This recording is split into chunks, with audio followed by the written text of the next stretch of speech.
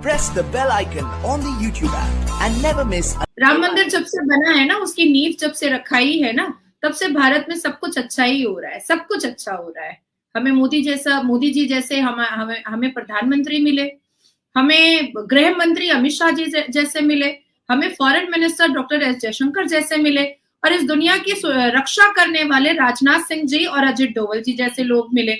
ऐसे लोगों को हम कभी सपनों में खोजा करते थे, ढूंढा करते थे कि कोई वीर और योद्धा हमारे भारत के लिए भी आए और हमारे भारत का परचम जो है और हमारे भारत की खूबसूरती की बातें पूरी दुनिया करे। और खास करके मेरा पड़ोसी मुल्क पाकिस्तान जो है वो जल करके बिल्कुल कोयला हो जाए और खत्म हो जाए, कब्रिस्तान हो जाए, और वो हो भी रहा है। मैं जानती हूं कि पाकिस्तान में लोगों को बड़ी ये चीज चुभी होगी कि ईरान, अरे मुसलमान भाई बंधु, और मोदी जी के सामने झुक गए, मोदी जी को बोल दिया कि सभी को जय हिंद दोस्तों, आप सभी का हार्दिक स्वागत है जय हिंद रिएक्शंस पे। तो आज हम आपके लिए एक लेटेस्ट और एक इंपॉर्टेंट वीडियो लेकर आए हैं, जिसमें आप देखेंगे कि पाकिस्तान ने बड़ी बड़ी डींगे हाँकते हैं मुस्लिम उम्मा की, यानी मुस्लिम ब्रदरहुड की।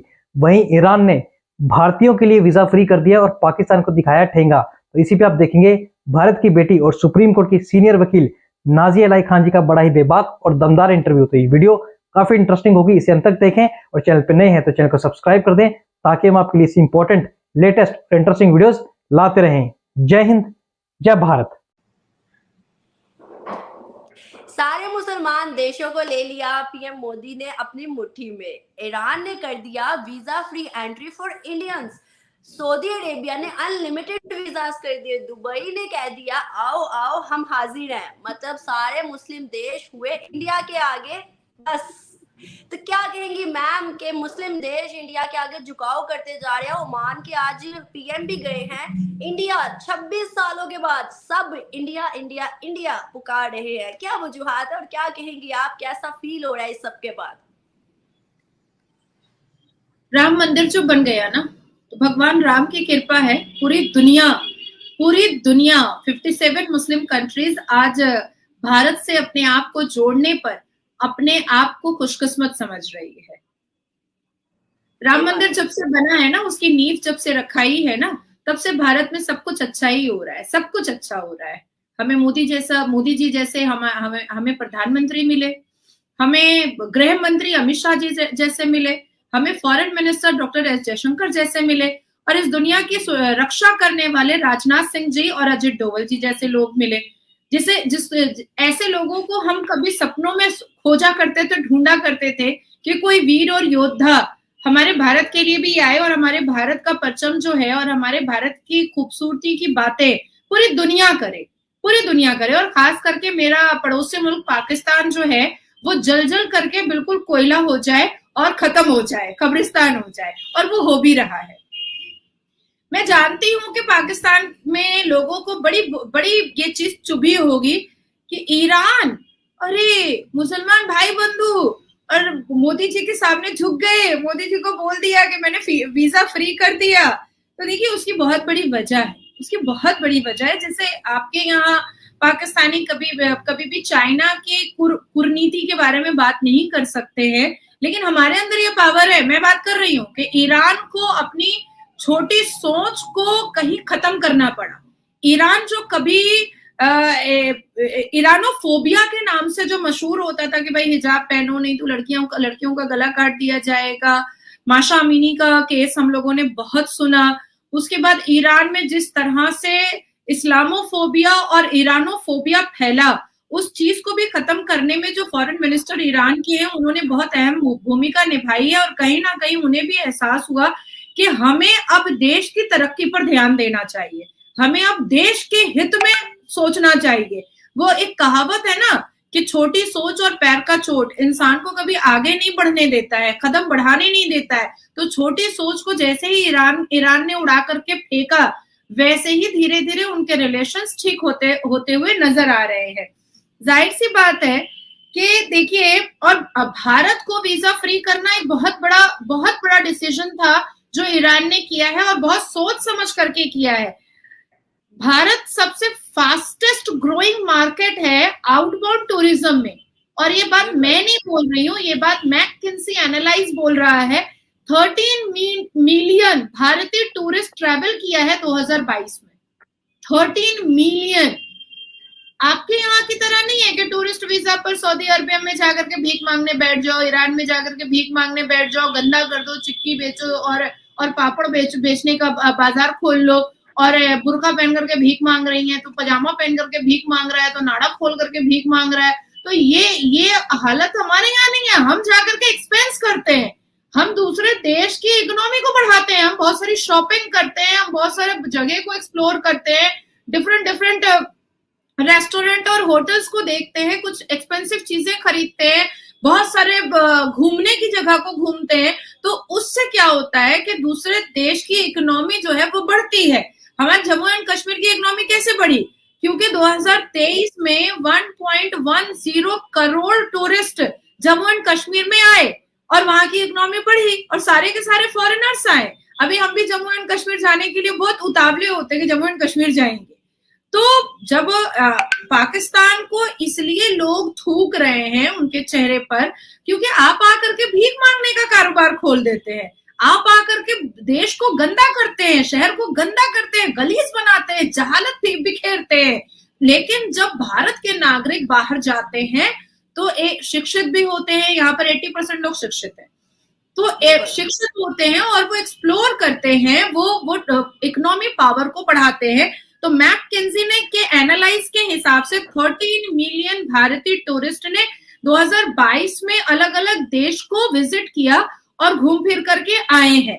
अब बात आती है कि जाहिर सी बात है आप लोगों को थोड़ा अजीब सा लगेगा, क्योंकि ईरान 5वां देश है जिसने भारत के लिए वीजा फ्री कर दिया है।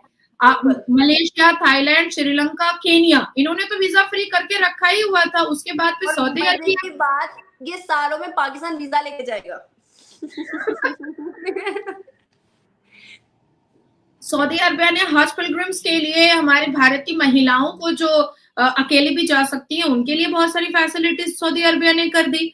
स्टूडेंट्स के लिए बहुत सारी फैसिलिटीज सऊदी अरबिया ने कर दी। अब हमारे यहाँ से आईआईटी उठा करके सऊदी अरबिया लेकर के जा रहे हैं कि वहां पर हम आईआईटी ओपन करेंगे। भगवत गीता पढ़ाने की बात हो रही है बच्चों को मुस्लिम देशों में। योगा भी ले गए थे, योगा भी ले गए। योगा तो हो रहा है वहां पर सऊदी अरबिया में और अलग अलग मुस्लिम कंट्रीज में योगा हो रहा है।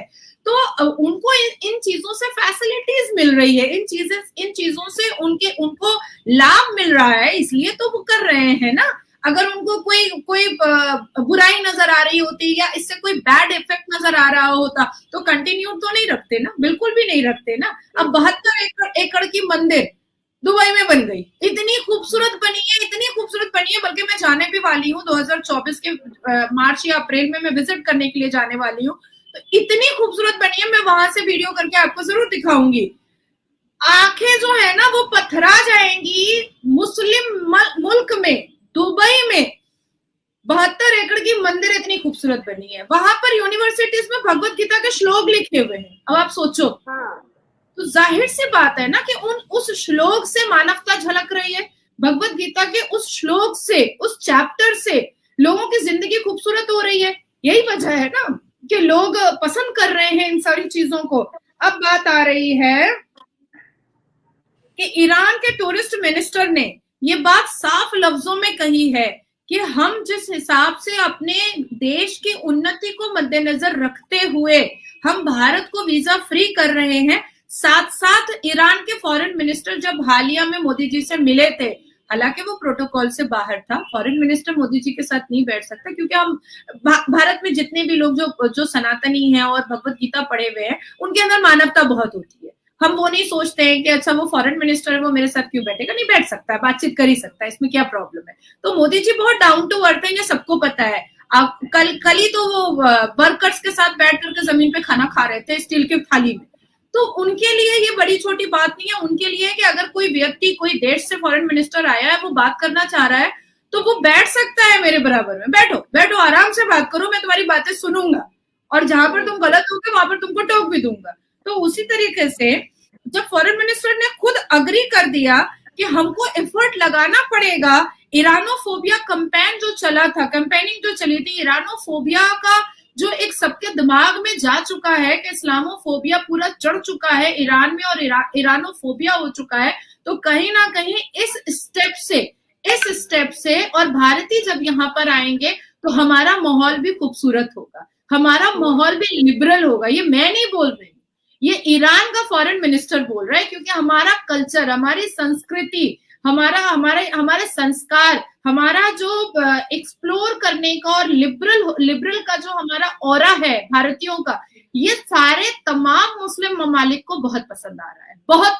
दोस्तों, आशा करता हूँ कि वीडियो को आपने अंत तक देखा होगा और हमेशा की तरह नाज़िया अलाई खान जी का बेबाक और दमदार इंटरव्यू और उनका रिएक्शन आपको काफी पसंद आया होगा, जिसमें हमेशा की तरह उन्होंने पाकिस्तान को बेइज्जत किया, क्योंकि वो पाकिस्तान की इज्जत उतारने में और धुलाई करने में नाज़िया जी एकदम एक्सपर्ट हैं। और दूसरी अगर हम बात करें ईरान की, तो ईरान दुनिया की सबसे बड़ी शिया कंट्री है, जिसने भारत के लिए वीजा फ्री कर दिया है। और ईरान और भारत के ताल्लुकात जो है वो पहले से ही बहुत अच्छे हैं, हमेशा से बहुत अच्छे होते हुए आए हैं। और दूसरी अगर हम बात करें इन पाकिस्तानी जाहिलों की, ये पाकिस्तानी दिमाग से इतने पैदल हैं कि कुछ टाइम पहले इन पाकिस्तानियों ने ईरान से आए टमाटर को इसलिए वापस कर दिया था, या ये कह के वापस कर दिया था कि ये शिया टमाटर है। तो सोचिए इनकी जहालत का लेवल कितना हाई है। तो इसके बारे में आपके क्या विचार हैं? आप अपने विचार हमें कमेंट सेक्शन में लिखकर जरूर बताएं। और वीडियो पसंद आई है तो इसे लाइक और शेयर जरूर कर दें, और चैनल पर नए हैं तो चैनल को सब्सक्राइब कर दें, ताकि हम आपके लिए लेटेस्ट, इंटरेस्टिंग और इंपॉर्टेंट वीडियोस लाते रहें। जय हिंद, जय भारत।